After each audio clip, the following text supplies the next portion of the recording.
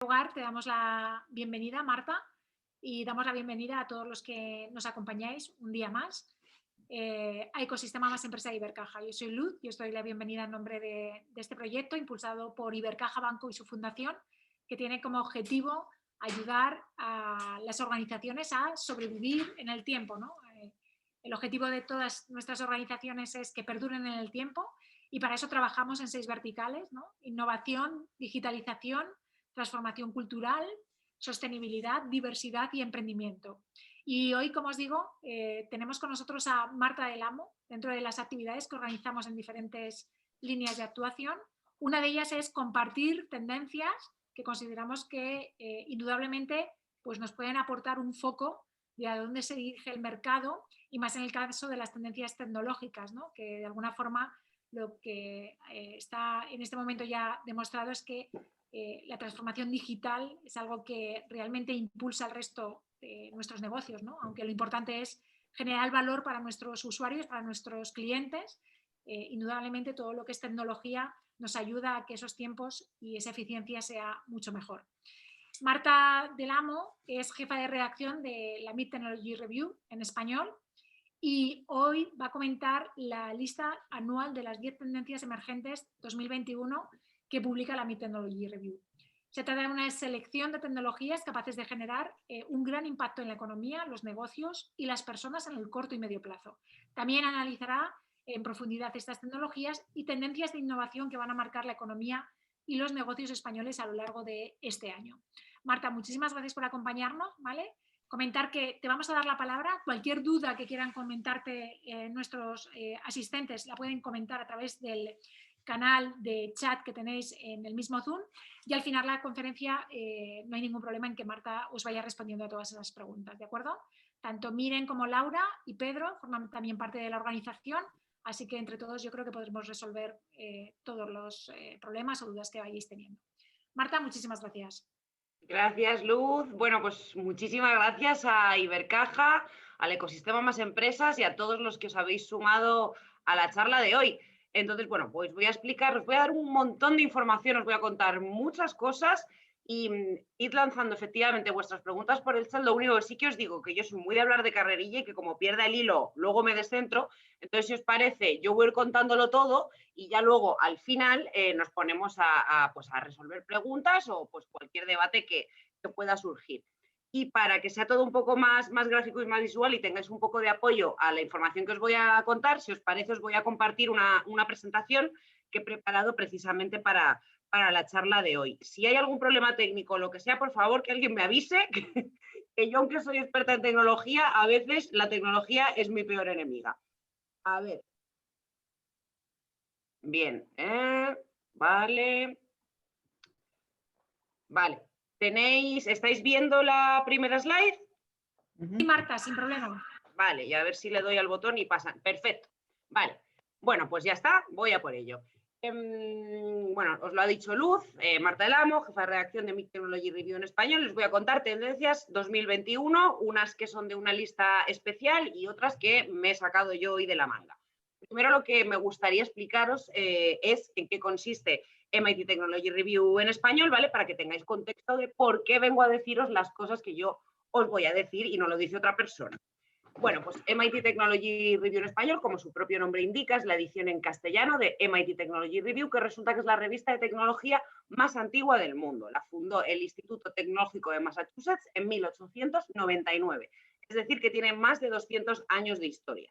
Y desde hace unos 10 más o menos, Opino, que es la consultora de innovación en la que yo trabajo, tiene la licencia de publicación en español para España y América Latina, ¿vale? Entonces estamos hablando de que básicamente tenemos los contenidos de la autoridad por excelencia en tecnología del mundo. Bueno, aquí podéis ver algunas de las portadas icónicas que ha tenido la revista en papel. Me gusta mucho, por ejemplo, esta en la que sale Buzz Aldrin, el astronauta, y una en la que sale Bono, que esta, yo no pertenecía a la organización, así que tampoco sé muy bien qué hace ahí Bono, pero seguro que está diciendo algo muy interesante. ¿Por qué os traigo las temáticas que solemos tratar? Porque cuando la gente piensa en revista o medio de tecnología, se va automáticamente pues, a los temas de tecnología de consumo, ¿vale? Como puede ser un Characa o puede ser una sección de Tecnautas del Confidencial o del País, que tratan mucho lo que es la tecnología a nivel usuario.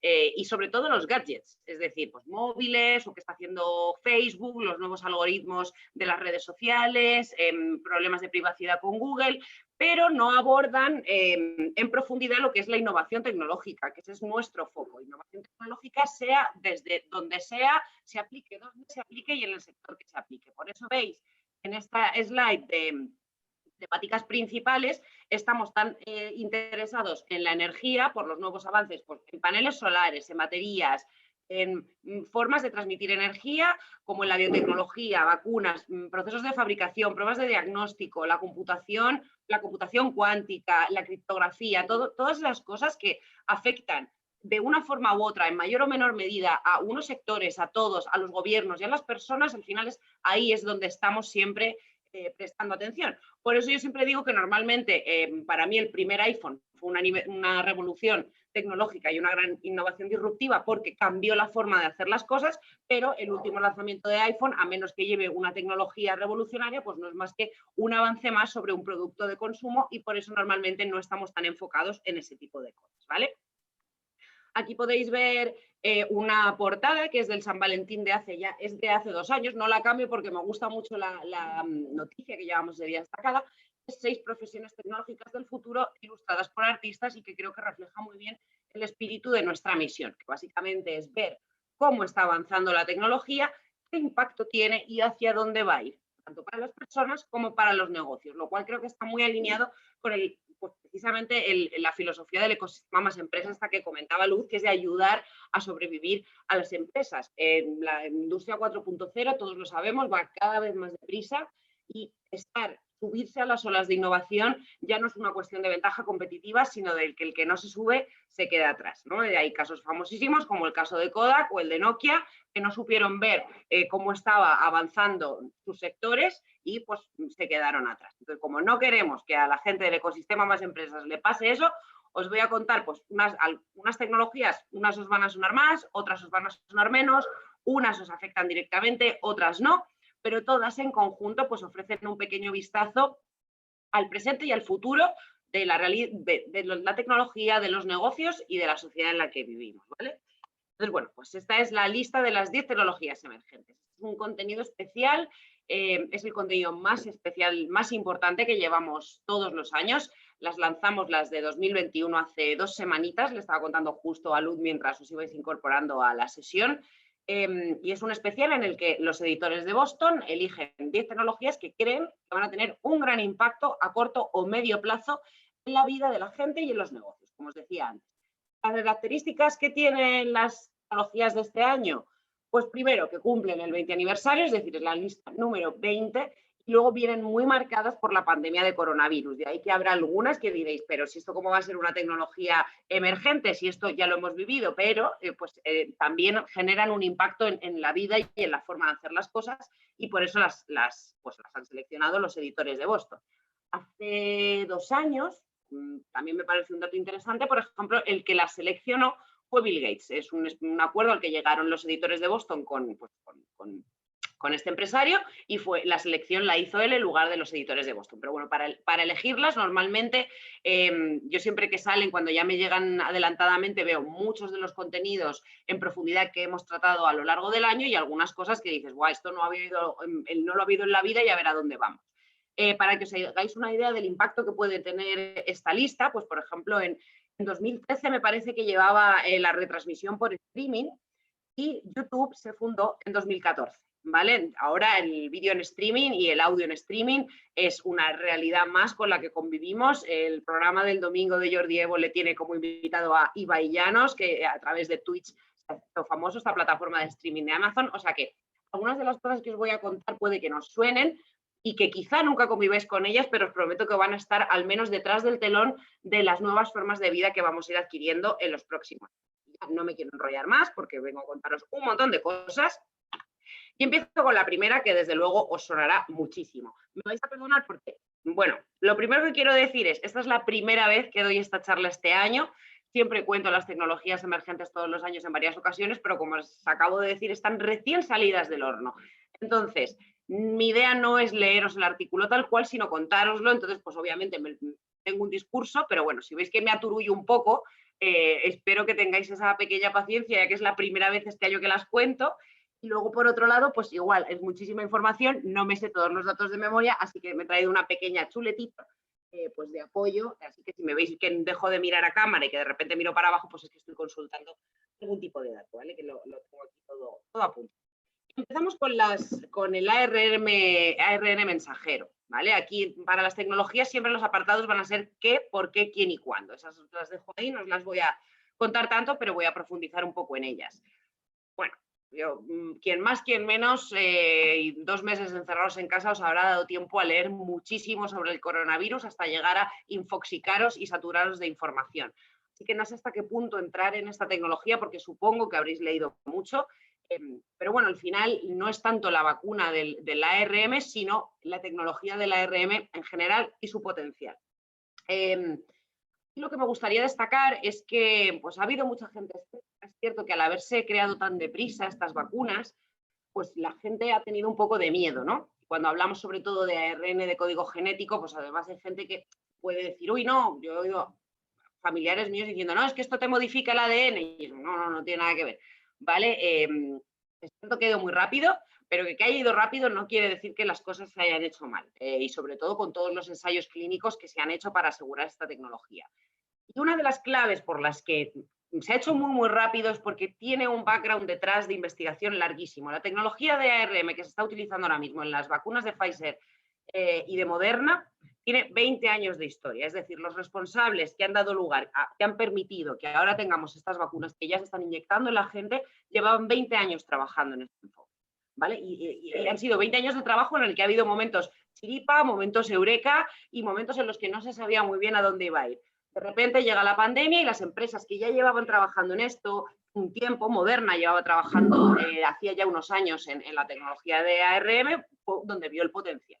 Y de hecho, uno de los datos más curiosos es que sobre el papel, el diseño de la vacuna, lo hizo en 48 horas después de haber tenido disponible la secuencia del coronavirus. Es decir, ha ido todo rapidísimo.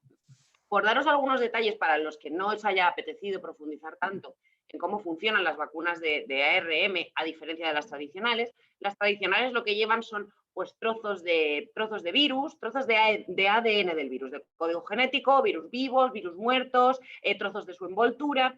Y aquí el enfoque ha sido diferente. Lo que se ha hecho es coger el ARN, es decir, no el ADN, no las instrucciones fijas, sino unas instrucciones temporales que lo que hacen es dar instrucciones a los genes que codifican proteínas. Esto es bueno, aquí un batiburrillo de biología que los que hayáis ido por otras áreas y ramas del conocimiento pues os chocarán un poco, pero bueno, digamos que son unas pequeñas instrucciones para dar a los genes para que fabriquen cosas. Las del ARN del coronavirus en concreto lo que tienen es la información que da al gen las instrucciones para crear la famosísima proteína espiga, que todos conoceréis, que es con la que el coronavirus penetra en las células, ¿vale? Entonces, ¿qué pasa con este trocito de información que crea esta proteína? Sobre nuestro cuerpo en realidad no tiene capacidad de modificarlo ni nada y esa proteína tampoco tiene capacidad de sobrevivir mucho tiempo en nuestro cuerpo ni de alterarlos, es decir, no nos puede atacar como el coronavirus porque no es como estoy intentando buscar un ejemplo tipo un perro, ¿no? Es como no nos estamos metiendo un perro dentro del cuerpo, es como si nos estuviéramos metiendo solo el rabo, por decirlo de alguna manera. El rabo en sí mismo por sí solo no hace nada. Bueno, pues aquí lo que es el hecho de poder fabricar esta espiga dentro de nuestro cuerpo, lo que sí desencadena es precisamente esta reacción inmune, ¿vale? Y bueno, es el funcionamiento de las vacunas de ARM. ¿Dónde está su potencial? El potencial está en lo rapidísimo que se pueden fabricar y en lo rapidísimo que se pueden editar, porque las comparan mucho con trozos de software, ¿vale? Entonces, ¿qué está pasando ahora con el coronavirus? Que están surgiendo nuevas variantes, la gente está muy preocupada, es como la vacuna de la gripe igual que requiere campañas anuales porque el virus de la gripe muta muchísimo. Con el enfoque de la ARM, lo bueno es que estos trocitos de código, a medida que surgen las nuevas variantes y se secuencian, es muy fácil cambiar el código y crear una nueva versión que esté diseñada específicamente para estas nuevas variantes. Entonces aquí tenemos muchísimo potencial. ¿Cuál es el problema que ha tenido el ARM hasta la fecha y que ahora es donde está demostrando todo su potencial? En que estos investigadores que os digo que llevan 20 años trabajando en esto, habían visto este potencial, pero El gran problema que tenían es que la primera dosis para cualquier tratamiento funcionaba bien, la segunda funcionaba bien, la tercera ya no funcionaba tan bien y la cuarta, porque está hablando de experimentos con ratones, obviamente, pues desencadenaba esta también famosa tormenta de citoquinas, es decir, que ya el sistema inmune llegaba a un punto de tener tantas cosas externas al cuerpo que era incapaz de sobrevivir a ellas y desarrollaba un torrente, una defensa que al final acababa haciendo colapsar el organismo o teniendo efectos secundarios muy graves. Entonces, claro, cuando tú te estás enfrentando a tratamientos, por muy fácil que esto sea de fabricar, porque es muy fácil de fabricar, que es el verdadero potencial, si tú te estás enfrentando a una enfermedad que requiere dosis constantes, como puede ser, pues ahora mismo no caigo en ninguna, tengo por aquí alguna, pero, por ejemplo, los fármacos contra la coagulación, ¿vale? Eso es algo que te tienen que dar de forma repetida. Este enfoque, pues obviamente no valdría, pero para algo que se tiene que inyectar una sola vez, como son las vacunas, o una o dos o muy pocas veces, es donde tiene realmente potencial pues este enfoque. Y ahora lo que están viendo los investigadores es que no solo podría valer contra el coronavirus, sino que incluso podría servir para tratar determinados tipos de cáncer, que el cáncer al final se basa en mutaciones celulares, la anemia de las células falciformes, incluso el VIH. ¿Vale? Entonces, bueno, pues ya está funcionando. Uy, que se me cae la chuleta. Perdón, ya está funcionando ahora mismo en el coronavirus y digamos que tiene un brillante futuro y que probablemente vamos a ver aplicaciones terapéuticas muy, muy importantes y sobre todo de bajo coste, que es lo más importante. Así que nada, una de estas tecnologías que han llegado para quedarse y para hacer el bien. GTP3. Esta no sé si os suena o no, yo la descubrí el verano pasado y es una locura. Es un sistema de inteligencia artificial. La inteligencia artificial es un campo muy, muy amplio, ¿vale? Los algoritmos también son amplísimos. De hecho, no hay ni siquiera una definición universal para lo que es algoritmo y la inteligencia artificial nació hace, pues ya 6 décadas o 7, me parece. GTP3, ¿qué es? GTP3 es un algoritmo, un modelo específico de lenguaje. Hay un montón de modelos de lenguaje. Los modelos de lenguaje lo que hacen son los que interpretan la palabra escrita, o sea, tú le pasas un texto y es capaz de interpretar lo que viene en ese texto o de generar frases en texto, ¿vale? Un chatbot automático es un modelo de lenguaje, ¿vale? Pero bueno, pues los primeros modelos de Siri, yo recuerdo, por ejemplo, el primer chatbot que probé, que era un asistente de IKEA, pues bueno, pues tenían una conversación bastante limitada. ¿Qué pasó el año pasado? Que llegaron los investigadores de OpenAI y lanzaron GPT-3, perdón, que es digamos, el tercer hermano mayor del primer modelo, que es el GTP1. Bueno, pues, ¿qué es lo que ha conseguido este modelo? Este modelo lo que, digamos que demuestra que el tamaño sí importa en inteligencia artificial. Las bases de la inteligencia artificial actual y del aprendizaje automático se basan en patrones de datos, un montón de datos, muchos datos para que la inteligencia artificial encuentre patrones en ellos, es decir, datos y luego también una serie de parámetros que son los que se ajustan en el modelo para que la IA encuentre patrones. ¿Qué hicieron estos investigadores? Dijeron, bueno, pues si cuanto más datos mejor funciona la inteligencia artificial, lo que vamos a hacer es darle un montón de libros y prácticamente todo el contenido en inglés de Internet y a crear un modelo que en realidad es un modelo probabilístico que lo que hace es entender cómo se correlacionan las palabras entre ellas. Es decir, si lo que está viendo es que en una frase un verbo suele ir precedido de determinados sustantivos o adjetivos, este sistema encuentra una correlación y es capaz de responder a preguntas y de generar textos de una forma tan convincente que hasta parece que es inteligente, pero en realidad no lo es. Por eso el subtítulo de la tecnología es lo mejor y lo peor de la inteligencia artificial actual. Para que os hagáis una idea del poder y de la similitud de generación de lenguaje que tiene este algoritmo con los humanos, se lanzó a partir de esta tecnología, ahora mismo está cerrada, ¿vale? Solo se puede acceder mediante permiso, es decir, los investigadores la tienen capada y quien quiere trabajar con ella tiene que hacer una solicitud. Pero pues alguien de estas personas que consiguieron hacer una solicitud, lo que hizo fue lanzar un bot basado en GTP3 en la red social Reddit. Y estuvo posteando, este algoritmo automático, este usuario basado en un algoritmo, estuvo posteando durante varios días hasta que alguien se dio cuenta de que era un algoritmo automático. Incluso ha publicado una tribuna que está disponible, que la podéis leer en The Guardian este verano, hablando sobre cómo la inteligencia artificial no quiere destruir a la humanidad y no es malvada. ¿Cuál es el truco? La producción de lenguaje que tiene esta inteligencia artificial es increíble. O sea, yo he visto textos, tenéis muchos ejemplos por ahí en internet si lo queréis ver, y la producción, o sea, de la prosa es asombrosa. Pero, ¿cuál es el problema? El problema es que realmente esta inteligencia artificial no tiene ni idea de lo que está diciendo. Al ser una relación probabilística, no entiende, no comprende lo que lee, solo sabe que está produciendo frases que se parecen mucho a las frases que nosotros producimos. Entonces, ¿qué pasó? Pues que cuando la lanzaron en Reddit, por ejemplo, estaba en un foro de salud mental y hubo gente que, pues, comentando situaciones particulares de problemas de salud mental, este chatbot, este bot de GTP3, empezó a dar consejos de salud mental. O sea, estábamos teniendo un bot que podía igual a estar hablando con un adolescente que tenía problemas o que estaba pensando en cosas como el suicidio y un bot que le estaba aconsejando. Es verdad que en ese caso los consejos que le dio no fueron malos, por decirlo de alguna manera, pero hay ejemplos de producciones de texto en el que mezcla la receta de un zumo con ingredientes que pueden ser venenosos. Entonces, bueno, porque se nota que esta inteligencia artificial no sabe lo que está diciendo. Produce unos textos maravillosos, pero no sabe lo que dice.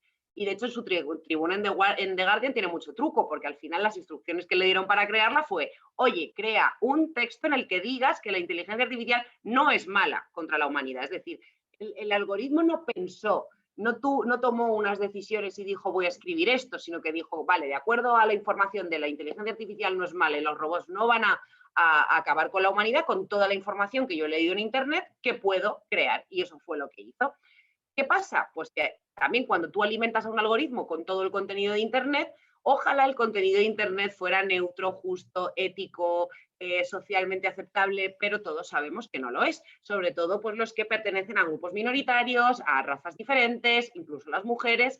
¿Qué pasa? Que cuando tú entrenas a un sistema con todo el contenido de internet, sesgos incluidos, estos sesgos pues se replican dentro de los algoritmos y también pues ha producido ejemplos de contenido racista y con insultos. Entonces, bueno, pues es un sistema impresionante que nos acerca un paso más a una inteligencia artificial que realmente comprenda el mundo, pero tenemos que ser conscientes de que este sistema no lo comprende y que por muy buenas que sean sus producciones, pues sigue teniendo esta falta de comprensión y pues al no entender, quiero decir, no lo hace con mala intención porque no tiene intención, simplemente replicar algunos de los problemas que la sociedad ya tiene. Luego, en otras tecnologías hablaremos de esto también un poquito más adelante. Los fideicomisos de datos. Esta idea es desde esta, cuando la leí, había leído muy poco sobre el tema y también me sorprendió bastante. Me gusta mucho el ejemplo que plantean en la revista, porque si pudiera veros levantaros la mano, seguro que seréis muchos y yo voy a ser la primera cuando pregunte quién se lee las condiciones de las cookies, de los servicios de WhatsApp, de Facebook. Nada, no se los lee nadie. Le damos sí, porque no nos lo vamos a leer primero, porque no los entendemos, segundo, porque no tenemos tiempo y, bueno, hacemos lo que buenamente podemos con la carga nuestra que ya tenemos. Entonces, pues si queremos utilizar determinados servicios, estamos obligados a darle a ese sí por defecto, ¿vale? ¿Qué pasa? Que los gobiernos y las empresas y los activistas digitales entienden que no es responsabilidad nuestra tener que hacer estas comprobaciones sobre a dónde están yendo nuestros datos y cómo se van a usar, porque el ejemplo es que es como si tuviéramos que comprobar la potabilidad del agua cada vez que bebemos. Entendemos que vivimos en un sistema que garantiza y que nos da esos derechos y que nos trata de forma digna en cuanto a el uso de nuestros datos. Pero la realidad, como hemos visto en años pasados, no es esa.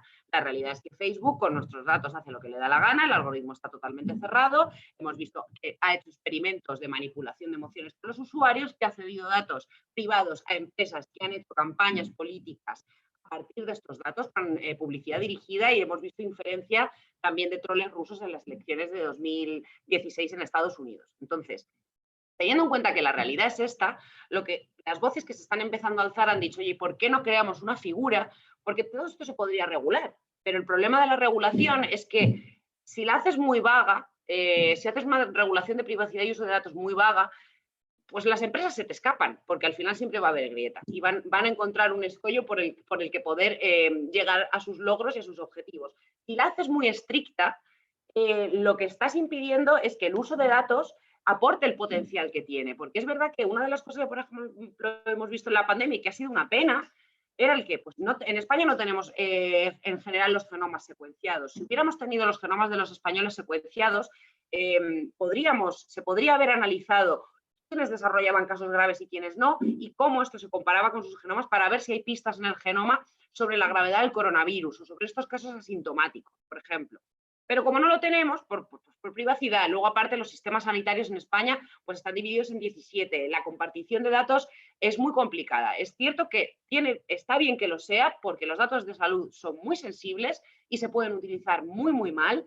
Entonces, ¿qué pasa? Pues que ha llegado y ha dicho la gente, vamos a crear una figura que es el fideicomiso de datos, que no sabéis el humo que eché por las orejas para traducir fideicomiso, para buscar una traducción que fuera la apropiada para este término desde el inglés, que es trust.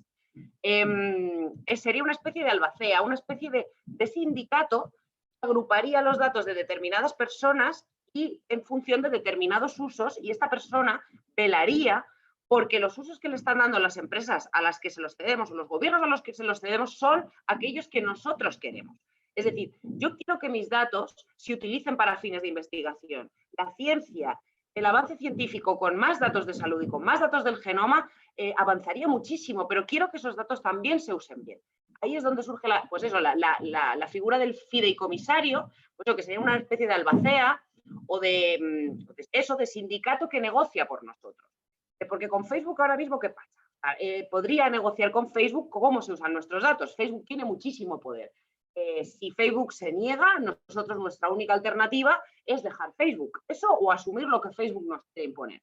Cuanto más apoyemos este tipo de medidas y más conscientes seamos de que nuestros datos son nuestros y que nosotros debemos controlarlos, más poder tendremos de negociación para que estos datos siempre se utilicen por el bien del progreso, porque yo entiendo también a la gente que es muy celosa de su privacidad y lo entiendo perfectamente y lo respeto, pero de verdad, que del análisis de datos bien anonimizado y garantizando la privacidad se puede sacar muchísima información muy relevante. Por eso ahí me parece tan interesante esta tecnología. Luego tenemos las baterías de metal de litio para masificar el coche eléctrico. Yo, pues igual, también soy súper eco-friendly, además yo de licenciatura soy de ciencias ambientales, a mí todo lo que sea a favor de la lucha contra el cambio climático me encanta. ¿Cuál está siendo el problema y cuál lleva siendo el problema de los coches eléctricos y de básicamente todo lo que funciona con electricidad en el mundo? Pues es que son las baterías.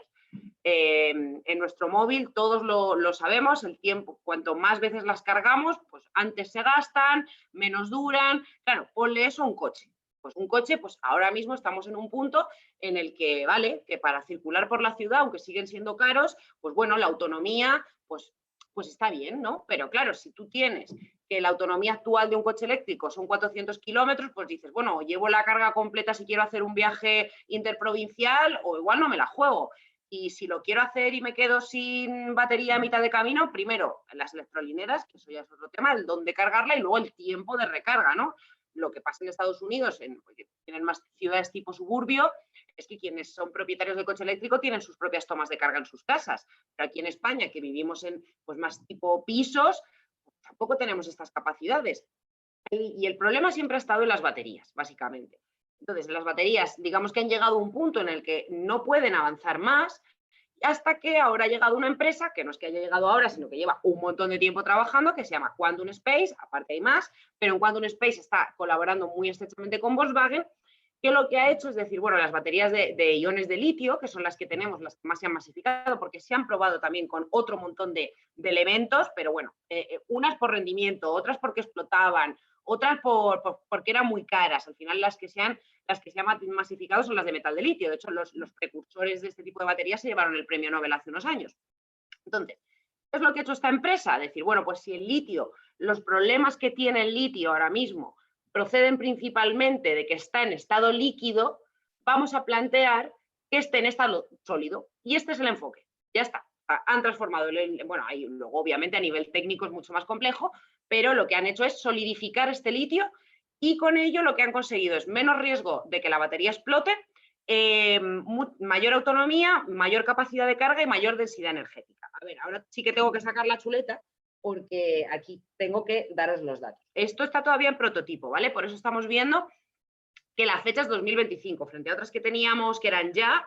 A esta todavía le faltan unos años, están trabajando en ello. De momento lo que tenemos son prototipos de laboratorio. Es verdad que además Quantum Space ha trabajado muy misteriosa, muy en secreto, hasta que ya empezó a de repente informar de todo lo que tenía. Las patentes obviamente son privadas de todo lo que tiene, y los expertos que lo están viendo desde fuera pues le faltan datos para poder saber si la promesa, que lo que están prometiendo, se va a cumplir o no. Pero sí que es verdad que la comunidad científica que ha analizado la información disponible le ve un gran potencial a lo que nos están contando desde Quantum Space. Y ahora os voy a dar los datos que tenemos. Lo que es el prototipo de laboratorio ahora mismo se puede cargar a más del 80% de su capacidad, es decir, cuando nuestra batería del móvil dice ya está al 80%, en 15 minutos. Lo cual para un vehículo está muy bien. O sea, claro, tampoco nos pasamos 15 minutos en la gasolinera, pero frente a los tiempos de carga que tenemos ahora mismo, pues está fenomenal. En 15 minutos. Y luego, las estimaciones que hacen es que podría aumentar el alcance de los vehículos eléctricos en más del 80%. Es decir, que si ahora mismo un vehículo eléctrico medio tiene una autonomía de unos 400 kilómetros a carga completa, con su batería podríamos llegar a 725 kilómetros, lo cual, obviamente, para viajes en carretera, pues ya te está ampliando muchísimo más esta capacidad. O sea que es mayor capacidad de carga, mayor autonomía y mayor densidad de carga. Entonces, bueno, pues menos riesgo de accidente, además por estar en estado sólido. Obviamente, pues claro, tienes la versión prototipo de laboratorio, luego esto hay que fabricarlo a escala, ver si funciona, ver qué precio tiene, si realmente es competitivo, pero bueno, las primeras pruebas apuntan a que pues, podría ser una promesa que se va a cumplir. Es cierto que si miramos el histórico de las empresas de baterías que han intentado hacer algo revolucionario, la mayor parte se estrellan porque de verdad que es muy difícil. Esto también encaja un poco con la crisis de la productividad, que es como siempre se dice, innovar el software es muy fácil. Esta cultura de falla pronto y vuélvelo a intentar está muy bien cuando tú estás invirtiendo en un software que la barrera de entrada es mínima, pero con la inversión que tú tienes que hacer para investigar en este tipo de cosas, pues obviamente si te sale mal, pues te vas a la ruina. Hay un montón de ejemplos. Esperemos que pues, el de Quantum Space no sea uno de ellos. Ya os digo que ahora mismo está contando con el apoyo de Volkswagen y que las cosas parece que pintan bien. Así que bueno, volveremos a verlo dentro de unos años. Seguimos con el rastreo digital de contactos. Aquí igual me encantaría que estuviéramos en físico para deciros que levantarais la mano y saber cuántos os habéis descargado la app Radar COVID del gobierno. Yo sí me la descargué, que lo sepáis. Siempre desde el principio he sido una gran defensora de las apps de rastreo y que también sé que han generado mucha incertidumbre. Hay distintos gobiernos, empresas en todo el mundo han lanzado un montón de versiones.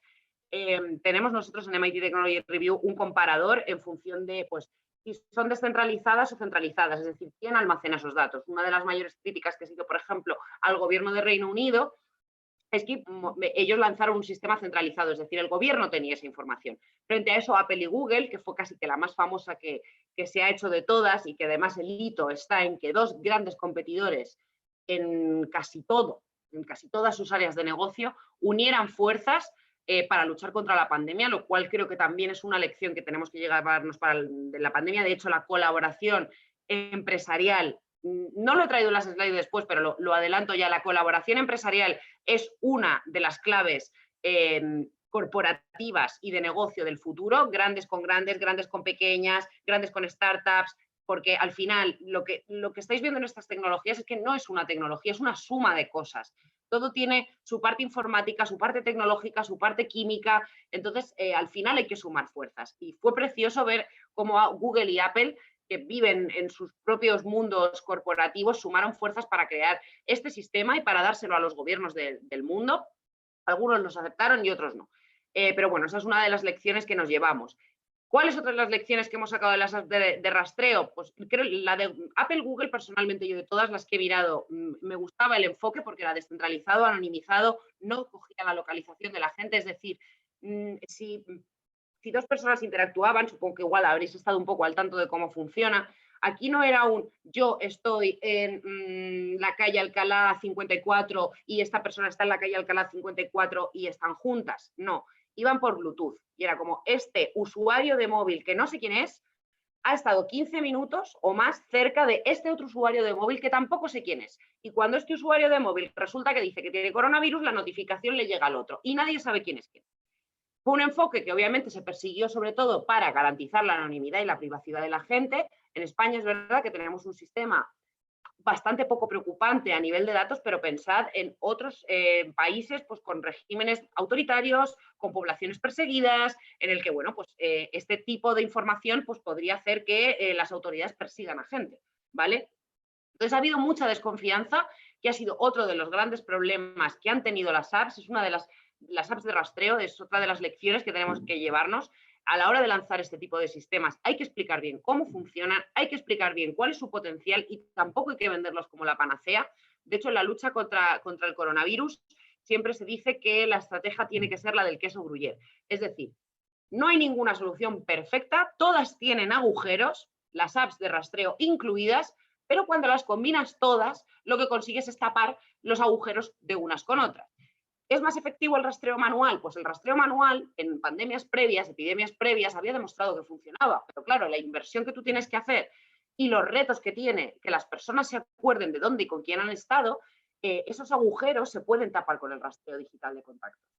¿El rastreo digital de contactos es perfecto? Pues tampoco. Lo que hemos visto aquí es que sin una tasa de adopción elevada no funciona. Yo al final me la acabé quitando, pero me la acabé quitando básicamente porque la tuve como 6 meses, no recibí ninguna notificación nunca, se comía mi batería, no conocía a nadie más que la tuviera y dije, bueno, pues si soy la única tonta que la tiene, pues al final me la quito. Pero, pero es una pena porque realmente si se hubieran comunicado bien, si se hubieran desarrollado bien todos los sistemas y se hubieran lanzado correctamente, pues podría haber tenido un impacto muy grande. ¿Quiere decir esto que hay que abandonarlas? No. Quiere decir que hay que aprender de las lecciones que nos hemos llevado y seguir trabajando en el futuro. Vale, posicionamiento ultra preciso. Bueno, la industria de los satélites y la industria espacial es que está en ebullición. O sea, este año traemos el posicionamiento ultra preciso, pero el año pasado traíamos las megaconstelaciones de satélites y también traíamos los modelos hiperprecisos de cambio climático que también están habilitados por satélites. Es que están pasando muchas cosas.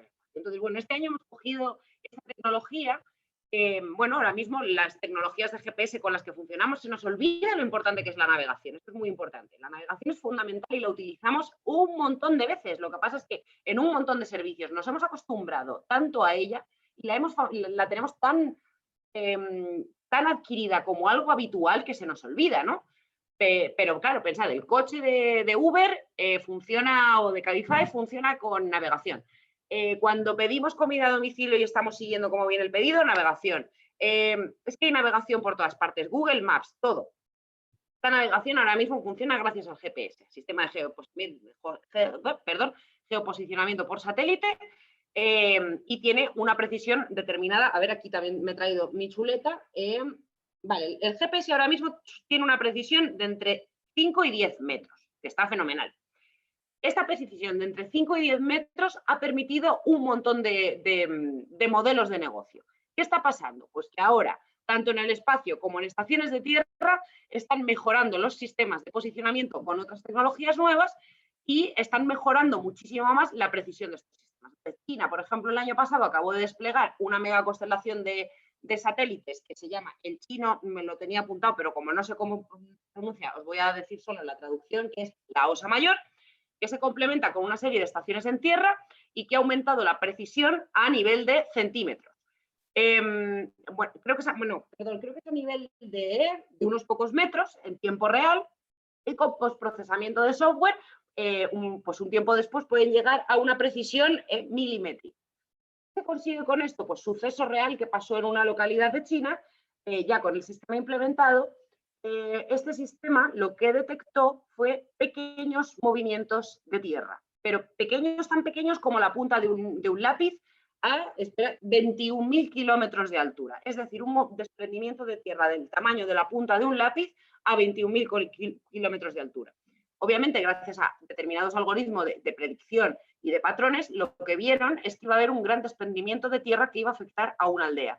Y con varios días de antelación y gracias a esta información fueron capaces de desalojar la aldea con mucha antelación y que nadie sufriera, ni más allá de las pertenencias y las casas, pero que nadie pues, no hubiera pérdidas humanas.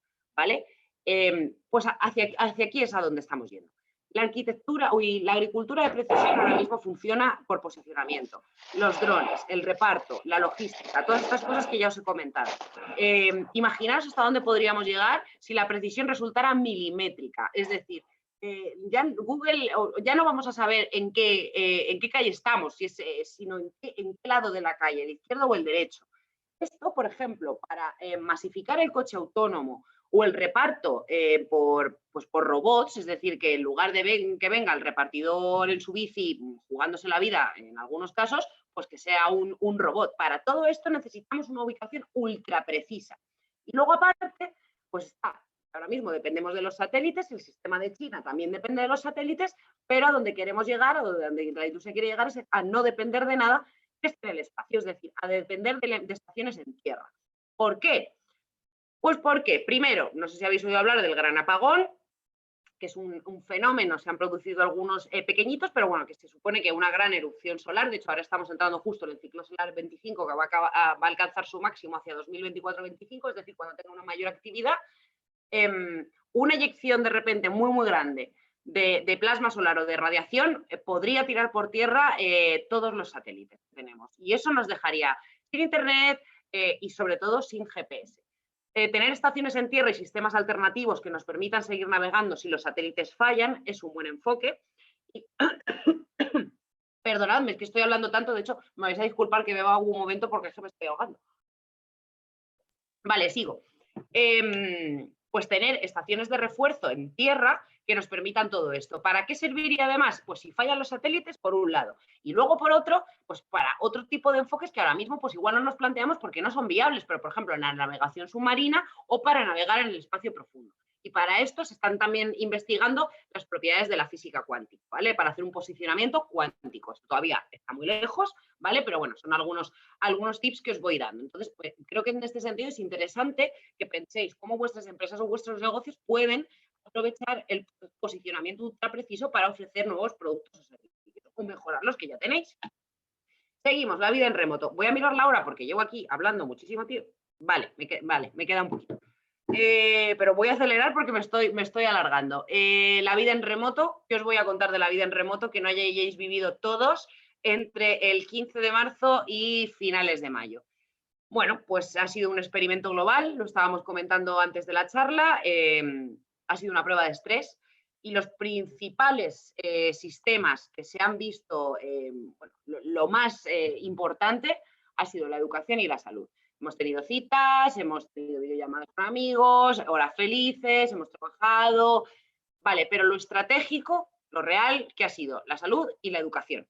¿Vale? Hemos visto cómo plataformas educativas, el problema es que la educación tradicional en España se ha visto no estaba preparada para asumir este reto, pero había muchas startups de profesores de apoyo que sí estaban digitalizadas y en China, por ejemplo, donde es muy habitual tener un profesor de apoyo, estos servicios de repente vieron un crecimiento de usuarios en 2 semanas que era el mismo que habían tenido en 5 años.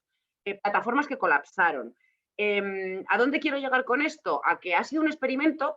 En España hemos salido regular, pero que nos puede ayudar a ver el potencial de que algunas cosas en remoto pueden ser más eficientes, también a ver que la salud en digital es una opción, que puede ahorrar eficiencia, que nos puede traer muchísima eficiencia al sistema sanitario, que no siempre es necesario desplazarse a la consulta del médico, pero la obligación de quedarse en casa también recuperó el valor de lo que sí es importante. Por ejemplo, yo siempre que hablo de automatización y de cosas que se pueden automatizar en medicina, pongo un ejemplo que siempre es el mismo, es yo puedo automatizar el análisis de una radiografía, pero nunca jamás voy a poder automatizar que una doctora o un enfermero me dé la mano y me diga que todo va a salir bien. Eso no se puede hacer. Por videoconferencia, eso tampoco se puede hacer. Entonces, hay determinadas cosas que pues está bien que sepamos que en presencial ganan o que son estratégicas en presencial, pero también está bien este experimento que nos ha demostrado que muchas cosas se pueden llevar a la vida digital y darnos esta mayor eficiencia en la vida, porque oye, yo si puedo evitarme ir al hospital, que tardo desde mi casa media hora andando, si no es necesario, la verdad es que yo lo prefiero y supongo que el médico también. Otro tema que ha sacado a relucir la vida en remoto y que es importante que tengamos en cuenta es el de la brecha digital, que en España nos creemos que no la tenemos, pero sí la tenemos.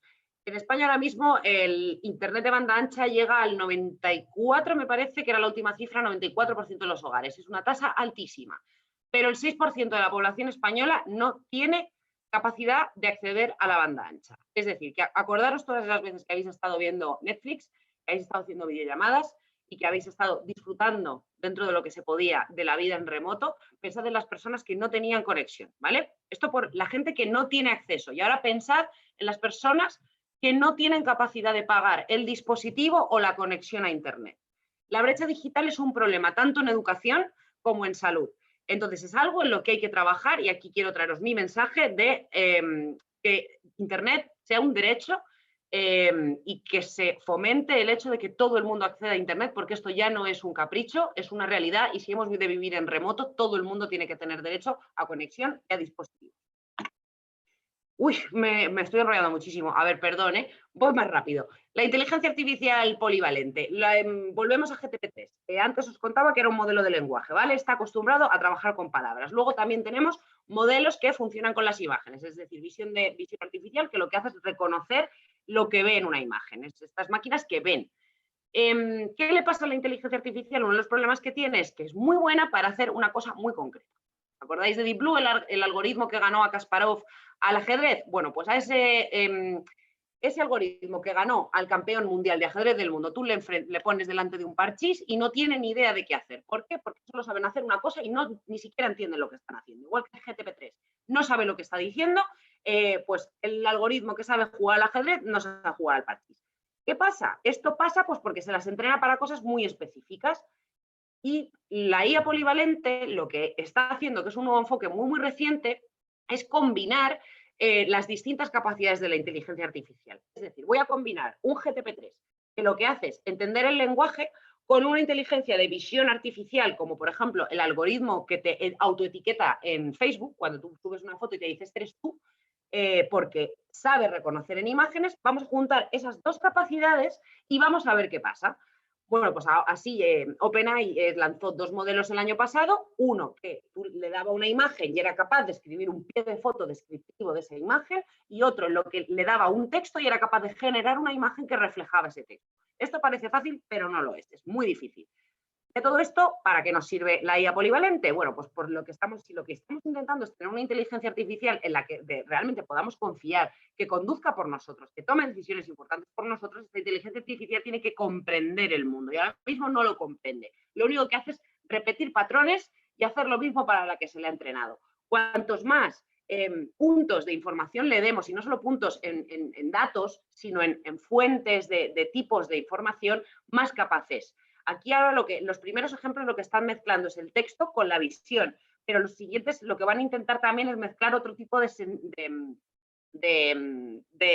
sentidos, perdón, que no me sale la palabra, como puede ser el olfativo o el tacto, ¿vale? Cuantas más cosas mezclemos, porque al final, ¿qué es lo que están intentando los investigadores? Los humanos no nos entrenan para una cosa y ya, vamos aprendiendo contacto, tocando cosas, oliéndolas, enfrentándonos a una situación, y a partir de ahí vamos creando campos de resolución de problemas que cuando nos enfrentamos a una cosa totalmente diferente tiramos de esa información para que nos ayude. Las máquinas ahora mismo no son capaces de hacer eso, y lo que está intentando la IA polivalente es ampliar estas capacidades para que sea capaz de resolver unos retos u otros y afrontar situaciones a las que no se ha enfrentado nunca con el conocimiento previo, lo cual haría que fuera mucho más eficiente y, por supuesto, mucho más confiable. Seguimos. El algoritmo de TikTok. Con esta no me voy a extender mucho, pero bueno, TikTok ha sido la gran red social revelación de los últimos años. Tengo por ahí en la chuleta el número de usuarios, pero vamos, es espectacular el crecimiento que ha tenido. Y si en algo destaca, aparte del formato de vídeo corto, que es el que está masificando ahora mismo frente a las fotos en Instagram o el contenido de texto en Twitter, destaca por su algoritmo. ¿Qué pasa? Supongo que lo habréis oído ya, las redes sociales tradicionales no se cierran en burbujas de contenido, es decir, nos enseñan aquello que ya saben que nos gusta, que ya hemos consumido y que se parece mucho a lo que hemos consumido, y cuanto más viral mejor, y ahí nos dejan sin darnos otras opciones. El algoritmo de TikTok no funciona así, obviamente, no se sabe exactamente cómo funciona porque es un algoritmo cerrado de propiedad privada, pero lo que ha demostrado es que es buenísimo para combinar un contenido viral, es decir, algo que ya se sabe que está funcionando muy bien, con otro que quizá creado por un creador que tenga 3 followers, pero identifica que ese contenido es bueno, identifica cuál es la temática e identifica potenciales usuarios a los que les pueda gustar. El artículo que presentamos con esta tecnología es una mujer que empezó a utilizar TikTok en el confinamiento porque se aburría, con tutoriales de maquillaje. Estamos hablando, me parece que tenía unos 57, 60 años. Bueno, pues se ha convertido en una influencer de maquillaje, de cómo se maquillaba en los años 70, porque en algún momento de repente uno de los vídeos, TikTok lo elevó a la página de Para Ti y se ha hecho viral. Entonces, bueno, pues es un algoritmo que está funcionando muy bien y del que creo que otras redes sociales pues tienen mucho que aprender, sobre todo para democratizar la información y sacarnos de estas burbujas de información. Y ya para terminar, el hidrógeno verde, que voy fatal de tiempo y ni siquiera os he contado todo lo demás y me quedan 5 minutos. El hidrógeno verde básicamente lo que consiste es en este viaje, en la transición energética que tenemos que hacer y en abandonar los combustibles fósiles. El hidrógeno que se utiliza actualmente normalmente se produce a través de gas natural, es decir, tú coges el gas natural, lo quemas y con eso tienes hidrógeno. El hidrógeno lo puedes utilizar directamente en una pila de combustible o también lo puedes quemar y hacerlo como combustible también. Este enfoque pues, no es bueno porque obviamente el gas natural, al ser un combustible fósil, aunque es de los menos nocivos, tiene sus propios contaminantes. Entonces hay otro enfoque que es la electrólisis, hay que básicamente romper el agua. Tú coges el agua que es H2O, la rompes y tienes oxígeno y tienes hidrógeno. ¿Esto qué pasa? Pues que no tiene residuos la producción, pero consume mucha electricidad, o sea, consume mucha energía el proceso. ¿Qué está pasando ahora? Pues que las energías renovables están bajando de precio y a medida que bajan está empezando a ser posible crear un hidrógeno que la electricidad que tú utilizas, la energía que utilizas para crearlo a través de la hidrólisis viene de renovables y con esto creas hidrógeno. Este hidrógeno no tiene emisiones y lo que permite es sustituir, tiene una versatilidad muy grande, porque lo que os decía, lo puedes meter en pilas, en baterías, es decir, puedes alimentar un coche eléctrico, un coche de hidrógeno. Ya hemos visto autobuses de hidrógeno por Madrid. Lo que pasa es que es hidrógeno gris, no es hidrógeno verde, porque no está creado por electrólisis, por energías renovables. Pero a medida que se está abaratando y que la legislación cambie, porque hay muchas cosas de la legislación que tienen que cambiar, podríamos tener una fuente competitiva que nos permita sustituir a la gasolina, al diésel, al petróleo, etcétera, etcétera, gracias a las energías renovables y sin estos impactos tan grandes pues, que tiene otras fuentes de hidrógeno o los combustibles fósiles. Cosas que hacen falta para que esto sea una realidad. Bueno, primero, una inversión gordísima en infraestructuras de producción, almacenamiento y distribución, un apoyo a que aquí hay muchísima reticencia, a que los gasoductos que ahora mismo se utilizan para transportar pues metano o gas natural también permitan transportar hidrógeno, es decir, reutilizar esta infraestructura y luego, por supuesto, pues más impuestos al carbón para que cada vez sea menos atractivo, es decir, si el precio de la renovable no baja, que el impacto ambiental del carbono haga subir el precio y entonces haga reducir la demanda. Y bueno, estas son las 10 tecnologías y es que todavía me quedan como 15 slides, así que perdonadme si voy corriendo al final. Vale, y ahora, ¿no? Porque esto que os he contado, veréis, algunas afectan, otras no, de algunas podéis extraer conclusiones y de las otras no. Pero Luz me dijo, bueno, pero para el ecosistema de más empresas, ¿qué ves que va a pasar este año que tengan que tener en cuenta más allá de las tecnologías? Bueno, pues voy a ir muy rápido porque os he traído muchas slides. Aquí os he traído esta bola en la que he hecho yo mi pequeño ejercicio de adivinación, pero en realidad lo que he hecho ha sido ver qué últimas noticias hemos estado sacando recurrentemente y cuáles tienen más impacto. Y obviamente están alineadas con mis valores, aquí hay un pequeño sesgo de pues, las cosas que me interesan a mí. La primera es la ética para la inteligencia artificial. ¿Qué pasa?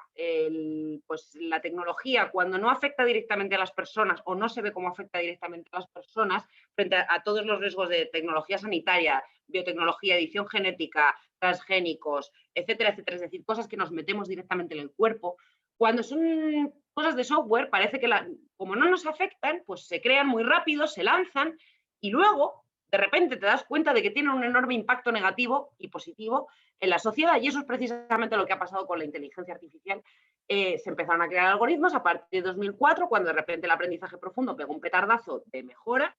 Se empezaron a lanzar algoritmos que sí para establecer primas de seguros, para hacer predicciones, para contratar a gente y luego se vio que esos algoritmos estaban sesgados, igual que os decía con GPT-3, con el contenido de Internet.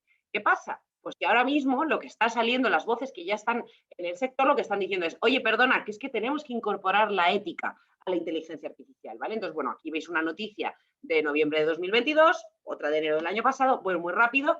La inteligencia artificial que afecta a los niños, ¿vale? Que se nos olvida. O sea, los niños que ven YouTube están sujetos a los algoritmos de Google. Y Google sus algoritmos funcionan de acuerdo a sus criterios corporativos y no está pensando en el impacto que tienen en los niños. La ética es fundamental, ¿vale? Y aquí, bueno, la noticia del budismo que os traía, que simplemente me parece divertida, como filosofía de vida, el budismo se centra en el impacto, ¿no? En no generar un impacto negativo a los demás. Entonces hay gente que está cogiendo esta filosofía para diseñar la ética para la IA. Pero en realidad no es ética para la IA, es ética para todo. Ética para inversores, por eso os quería traer la ética. Porque claro, se critica mucho que Facebook o que Google no tengan unos algoritmos éticos, pero nadie critica a la persona que está detrás dando dinero a estas empresas. Entonces está empezando a salir un campo de activismo que lo que está haciendo son guías éticas también para los inversores, para que los inversores sepan que si están invirtiendo en algo, si tienen ética o no, y que lo tengan en cuenta dónde están poniendo su dinero, ¿vale?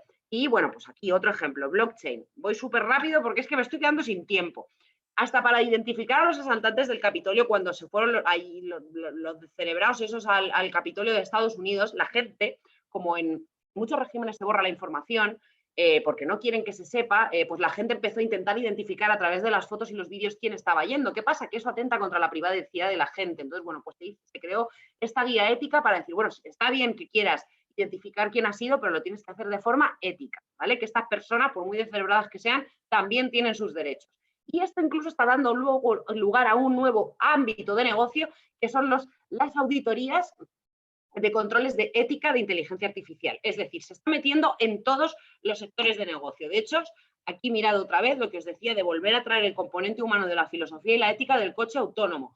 El coche autónomo no va a poder circular hasta que no tenga una precisión estratégica, o sea, es decir, hasta que esté a prueba de fallos. O sea, no va a poder ser una realidad más allá del autopilot de Tesla, pero que el mundo esté dominado por coches que funcionan solos. La tecnología funciona, pero hasta que no sea ultra precisa y sobre todo hasta que no definamos los estándares éticos es imposible. Supongo que habéis oído hablar del dilema del tranvía, ¿no? Un tranvía va por una vía, en esa vía va a matar a 5 personas, si se cambia de vía solo mata a una. ¿Qué decisión toma? No hay una respuesta. Un coche va a tener un accidente porque va a atropellar a un niño.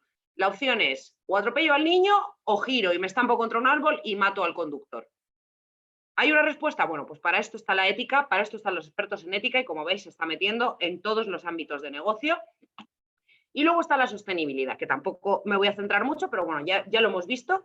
Aquí donde sobre todo quiero incidir es primero en el cambio climático. Ahora mismo la lucha ya es casi que ya como que nos hemos dado por vencidos y lo que estamos intentando es que la temperatura no llegue a un nivel superior a 2 grados por encima de niveles preindustriales, es decir, ya ni siquiera es que no suba, es que no suba por encima de los 2, porque más allá las predicciones del panel intergubernamental de cambio climático son una locura. Entonces, bueno, pues intentar eso. Entonces, la sostenibilidad, que ya no es la lucha contra el cambio climático, es que todo sea sostenible. Y esto además se junta con una tendencia que es la del consumidor responsable. El consumidor ya no es como era antes, ahora tiene acceso a Internet, estamos viendo cómo la ética empieza a dominar en todos los campos de negocio y el consumidor ahora quiere empresas que estén alineadas con sus valores, ¿vale? Yo personalmente me considero una consumidora responsable, intento no hacer uso de ninguna empresa que sepa que no es sostenible o que por lo menos no lo intenta, que no es ética, que no da un buen trato a sus trabajadores, ¿vale? Esos valores para mí son fundamentales. Entonces, la sostenibilidad tiene que estar en todas las partes de la economía. Primero, para luchar contra el cambio climático. Y segundo, porque es un potencial modelo de negocio. Aquí tenemos una entrevista con la creadora del Green New Deal, el nuevo Pacto Verde en Estados Unidos, que básicamente trata de crear una nueva economía en torno a la descarbonización, ¿vale? En Europa se está haciendo exactamente lo mismo. Y luego, es que sostenibilidad para todos. Traigo unos cuantos ejemplos de sectores de negocio que se están transformando hacia la sostenibilidad. El primero, el de los cadáveres, lo traigo primero porque me encanta y segundo porque esta idea yo la tuve hace unos cuantos años, no tenía capacidades para sacarla adelante y lo que me encuentro es que ya lo ha hecho una empresa. Lo que están haciendo es, en lugar de las emisiones que se generan por la incineración o los recursos de espacio, ataúdes y transporte, etcétera, de los entierros tradicionales, lo que están haciendo es convertir los cadáveres humanos en compost, es decir, ahorrar primero todos los materiales de los procesos alternativos y generar nueva materia prima, es decir, economía circular. Luego, el siguiente de erradicar las emisiones de la industria de la alimentación. Este es un reportaje muy interesante sobre una pareja que consiguió el título de restaurante más sostenible del mundo y una vez que lo tuvo, dijo, yo no quiero ser solo un restaurante sostenible, quiero que la sostenibilidad esté en toda la cadena de valor de la industria alimentaria, desde que se produce a través de la agricultura y la ganadería hasta que se transporta y hasta la mesa del cliente, desde los cubiertos que utiliza hasta el sistema de refrigeración que tenemos en la tienda. Esto es en el restaurante. Esto es una nueva tendencia y creo que es muy importante que todos estemos prestando atención y siguiendo esta línea. Y luego, pues igual, la refrigeración, el aire acondicionado, a medida que surja, pues el cambio climático siga subiendo, cada vez más necesidades de refrigeración y los aires acondicionados son muy contaminantes. Y los aviones exactamente igual. Esto era simplemente dos ejemplos, unos cuantos ejemplos que os quería traer para que veáis cómo tanto la ética como la sostenibilidad están penetrando en todos los sectores de negocio, independientemente de cuáles, así como en la mentalidad de las personas y los consumidores. Y bueno, pues las TR10 pues son las TR10. Así que espero no haberos saturado mucho, siento hablar tan deprisa, siento haberos contado tantas cosas y simplemente cierro con la frase que yo siempre digo, la tecnología no es buena ni es mala, solo es una herramienta y depende de nosotros el uso que le demos. Así que usémosla para hacer del mundo un lugar mejor. Y ya me callo. Oh, Marta, te has metido mucha prisa tú, pero nosotros estábamos encantados de escucharte, quiero decir. Digo, se me va la hora. No, vamos, yo creo que estoy segura de que todos van a pensar lo mismo. O sea, ha sido un placer escucharte por todo lo que nos has contado de interés y por el ritmo que pones, ¿no? A mí por lo menos me has tenido una hora totalmente enganchada. Muchas gracias, bebe agua, respira, ¿vale? Para nosotros ha sido un lujo tenerte. A partir de aquí, si alguno de los asistentes quiere hacer algún tipo de pregunta a Marta, pues es el momento. Se ha ido rápido para dar un pelín de margen de tiempo para preguntas. Yo creo que tenemos 5 minutos. Yo me puedo quedar 5, 10 incluso si estáis muy interesados. Eso sí, me gustaría que ya que llevo aquí una hora soltando el rollo, si me preguntéis que sea de viva voz y con cámara, a ver si os atrevéis. Mira, Javier del Pozo, Javier, no sé si me acaba de... Lo veo. ¿Qué opinas de la biofabricación y de la fermentación de precisión y el crecimiento de células para la carne sintética? Vale, pues este es un tema que lo hemos tratado muchísimo. La revista, de hecho, justo los titulares hace un par de semanas se llenaron con el nuevo libro de Bill Gates. Yo, como tardé un poquito más en dar la entrevista, tuve que titular por el otro lado, pero todo el mundo tituló por Bill Gates y su apuesta por la carne sintética. Bueno, la carne sintética, que fue tecnología emergente hace 2 años, tiene 2 enfoques que no sé si los tenéis controlados. Uno es la que se basa en proteínas vegetales, es decir, no es carne, sino que imita la carne a través de proteínas vegetales que son muy similares a las animales y esto ya se está vendiendo. En Burger King, por ejemplo, tienen la Beyond Burger. Yo ya la he probado.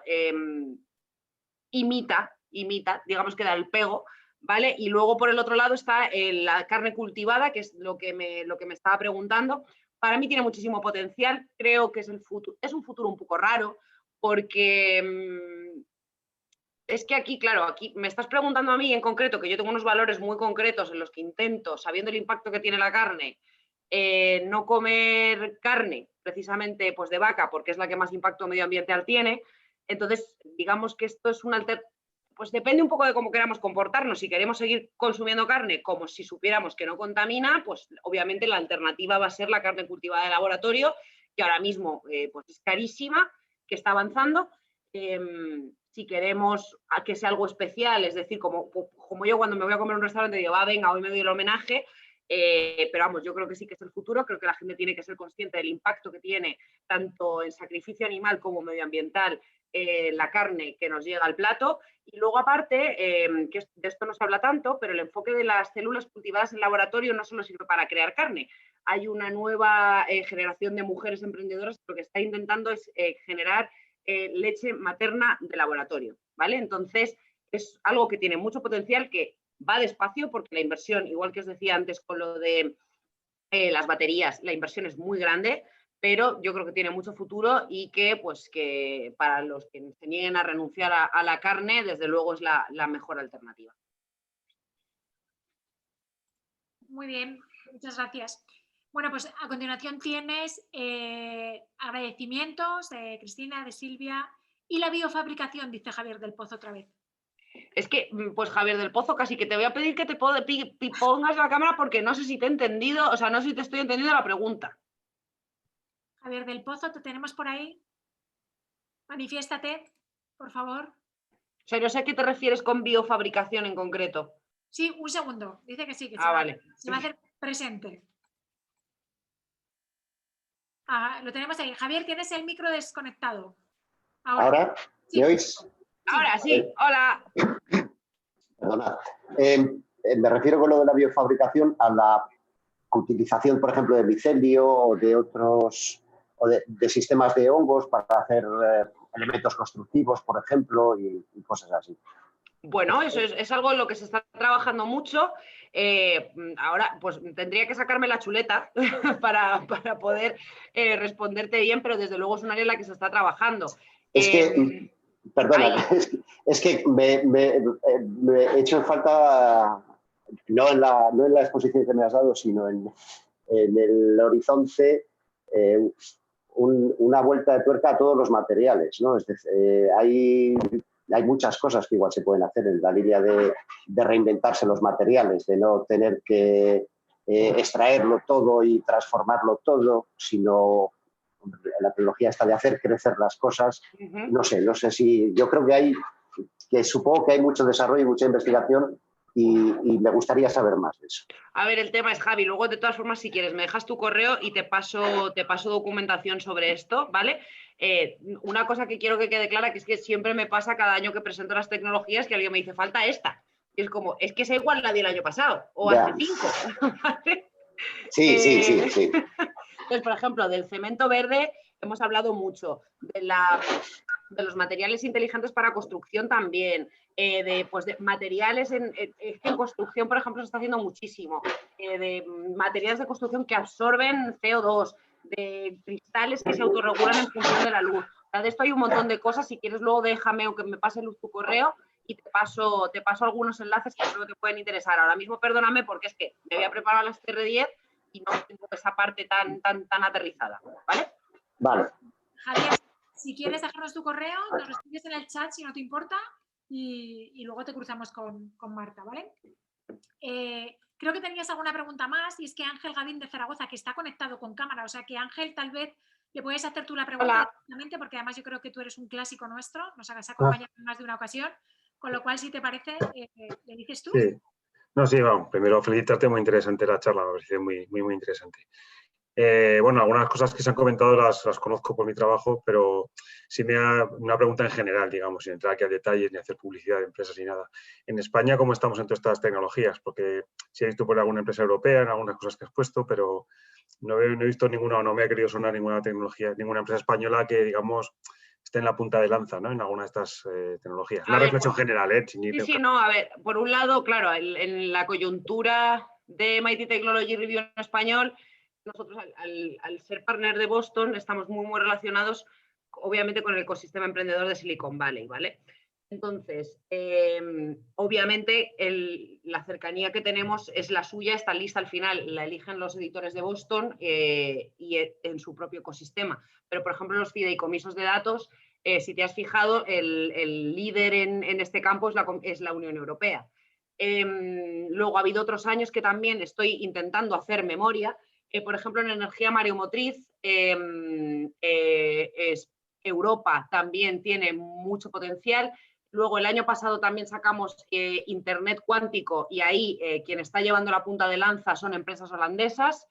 Y estoy intentando acordarme de cosas de empresas españolas porque sé que las tenemos. Bueno, Google tiene también una empresa en Málaga que ahora mismo no me acuerdo de cuál es, pero que es de un chico que fue innovador menor de 35 nuestro.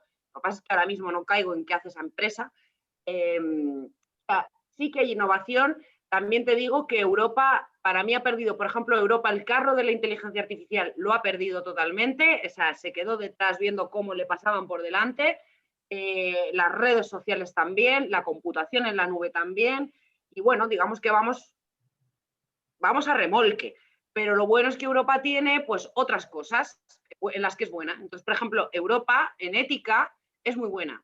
Europa en transgénicos también es buena. En biotecnología también tenemos un muy buen ecosistema. Entonces, bueno, simplemente es que, claro, pues al elegirlas desde Boston, ellos eligen las que ellos ven y obviamente las que tienen más cerca son las de allí, ¿vale? Pero bueno, y también tampoco neguemos que ahora mismo la cumbre de la innovación he estado en Silicon Valley, China, Israel. Muchas gracias.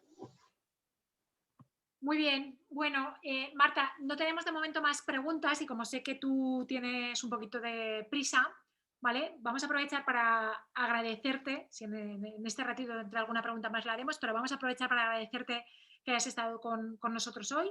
De verdad que ha sido súper interesante, además, insisto, el ritmo que has llevado pues nos ha tenido muy atentos durante toda esta hora.